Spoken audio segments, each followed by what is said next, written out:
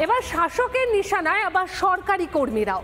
Booth স্তরের যে সমস্ত আধিকারিকরা ভোটার তালিকা তৈরির কাজের সঙ্গে যুক্ত তাদেরকে হুঁশিয়ারি দিয়ে বসলেন দার্জিলিং জেলা তৃণমূলের সভাপতি মৌহা গোপ। আর জানিয়ে বিজেপিও পাল্টা চ্যালেঞ্জ ছুড়ে দিয়েছে ঘাসফুল শিবিরকে।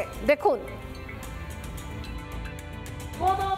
দলে দলে যদি বিজেপির সাথে মিশে কাজ করে সেই বিএলওদের তালিকা পাঠান, আমরা তাদের কাটানোর ব্যবস্থা করব।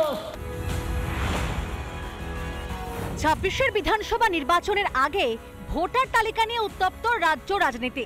তৃণমূল বারবার নিশানা করছে বিজেপি আর জাতীয় নির্বাচন কমিশনকে। আর এবার তাতে জুড়ল বিএলও অর্থাৎ বুথ স্তরে আধিকারিকদের নাম। ভোটের প্রস্তুতি হিসেবে শনিবার জলপাইগুড়িতে ব্লক ও অঞ্চল সভাপতিদের নিয়ে বর্ধিত সভা করে তৃণমূল।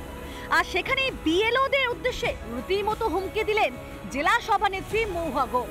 শাসক দলের নেত্রী শাসানি কোন বিএলও বিজেপির সঙ্গে সমঝোতা করে ভোটার তালিকা তৈরি করলে তার থেকে রেহাই মিলবে না। ব্লক সভাপতিরা একটু অঞ্চল সভাপতিদের বলবেন, কোন বিএলও নিয়ে যদি অভিযোগ থাকে, কোন বিএলও দলে দলে যদি বিজেপির সাথে মিশে কাজ করে সেই বিএলওদের তালিকা পাঠান, আমরা তাদের কাটানোর ব্যবস্থা করব। তাদের দিয়ে আমরা কাজ করব না, কারণ একটা বিএলও বাড়ি বাড়ি যায় এবং ভোটার তালিকায় নামটা তোলার কাজ করে। এই ক্ষেত্রে আমরা দেখেছি অনেক অভিযোগ আমাদের কাছে আসে, আমরা এটা প্রশাসনের কাছে দেব। নিজের এহেন মন্তব্য থেকে সরে আসা তো দূরস্থ, উল্টে যুক্তি খাড়া করতেই ব্যস্ত তৃণমূল নেত্রী। কোনো বিএলও হয়তো তারা অন্য যে দলের কথা আমরা বলছি হয়তো তাদের সমর্থনে কাজ করে, তো তারা এই কাজটা যখন করছে তাদেরকে ম্যানিপুলেট করতে পারে। তো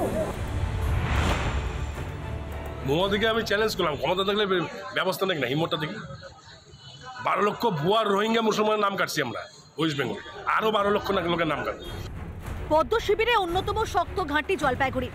2019 থেকে উত্তরবঙ্গে এই জেলায় দাপট দেখাচ্ছে গেরুয়া ব্রিগেড। তাতে ভয় পেয়ে কি বিএলওদের হুমকি দিল তৃণমূল?